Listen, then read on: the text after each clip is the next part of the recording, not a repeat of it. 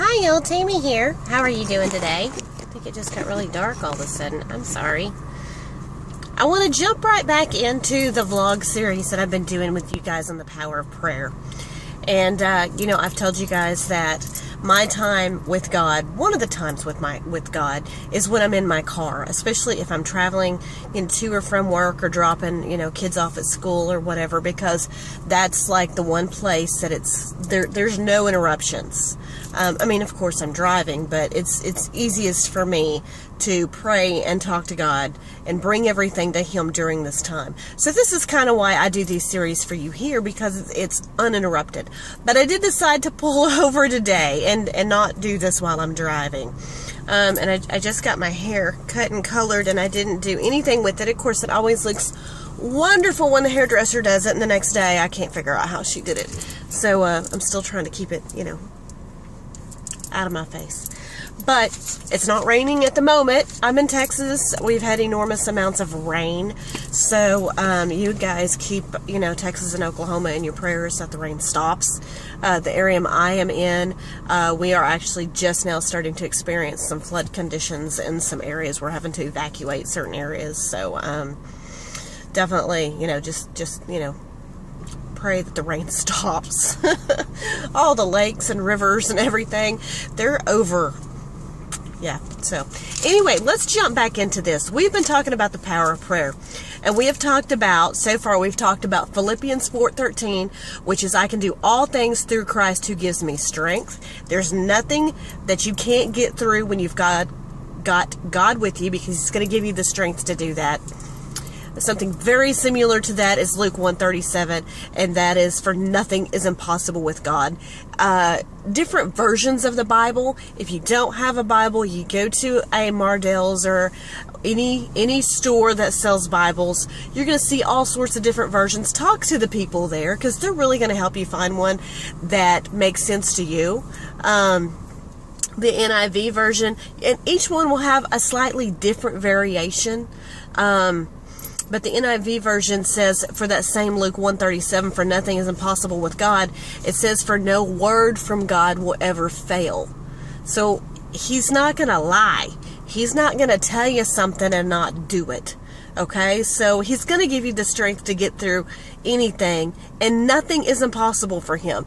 And I take myself back to that, and I know we've talked about this before. I take myself back to that when I'm in a really difficult situation in my life, and I just tell Him, I'm like, okay, God, You created this entire world and everything in it, from the blue skies to the green grass, to the ducks, the birds, mosquitoes, everything. So I know that this situation that I'm in, that I'm bringing to You, I know it's not impossible for You. And then we went on to Jeremiah 29:11, which is, for I know the plans I have for you, declares the Lord, plans to prosper you, not harm you, and to give you a future and a hope. Hope and a future. I always reverse that. And you all probably know that one. You've probably seen it.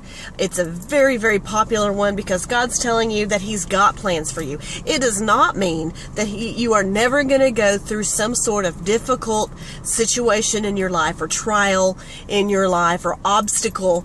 And sometimes God allows you to go through those things to, one, maybe bring you closer to Him. I can definitely say that's been some situations in my life. That situations have definitely brought me closer to God, and also to use you in those situations. Now, if you continue on from Jeremiah 29:11, we're going to go through verse 12 and 13. They're just as important as that one, as knowing that God's got a plan for you. His plans are never to harm you. Anything He's taken from you, He's going to give you back.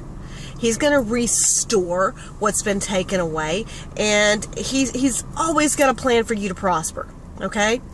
And He continues on. I'm looking because I want to say this word for word, because I always butcher these. I basically tell you what it says, but I never tell you word for word. So you continue on with Jeremiah 12 through 13, and it says, then you will call on me and come and pray to me, and I will listen to you. You will seek me when you seek me with all your heart, or with your whole heart, depends on which version of the Bible you're reading.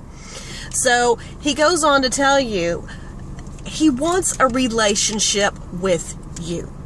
That's what He's saying. you will come to me. You're going to call on me. You're going to seek me. You're going to pray to me. And I'm going to listen to you. You can't go to God only when things are difficult.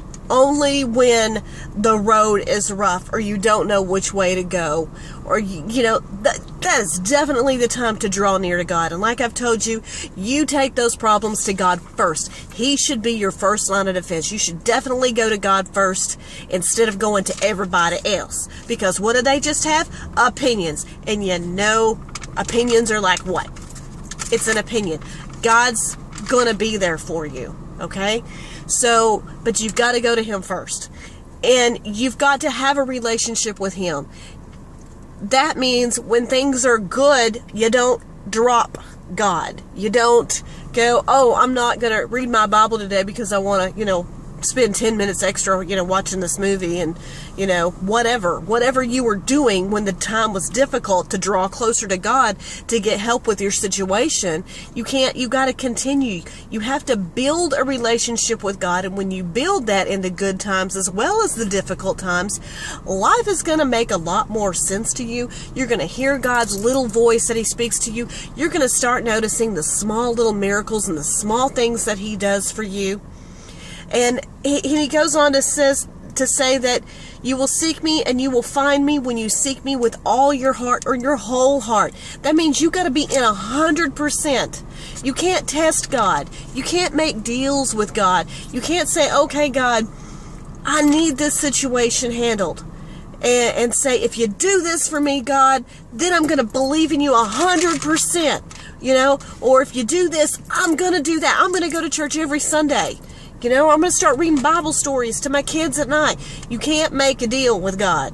Okay? He doesn't want deals. Okay? He's not a used car salesman or a loan shark. He's there for you. He created you. He loves you. He wants to help you. He wants to prosper you, but He wants a relationship with you. He's a selfish God. He wants to be first in your life. The first thing that you think of when you wake up, God, thank you for today. The last thing you think of before you close your eyes, God, thank you for today. You're reading His Word. You're talking to Him. Knowing these scriptures and reading this Word is going to help you so much in your life.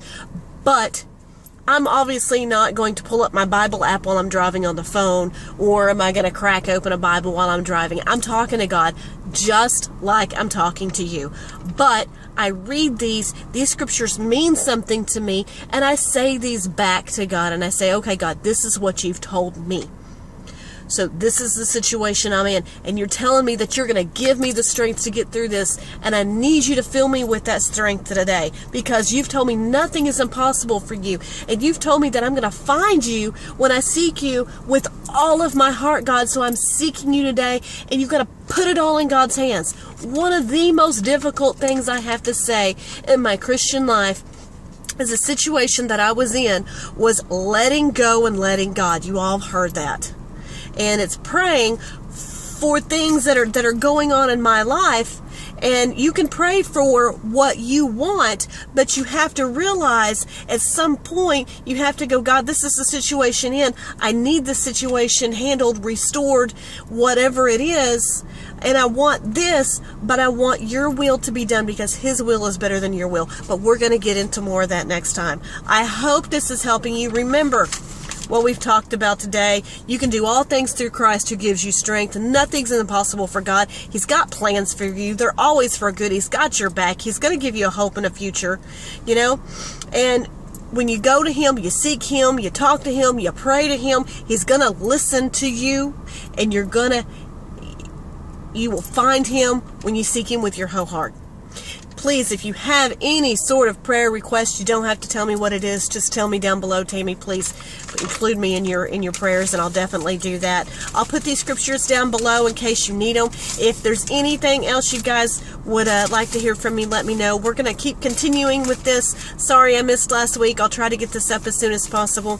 Remember to stop and thank God for today, because it truly is a gift. I hope this helps you so much. Have a very blessed day, and I'll see you guys next time. Bye.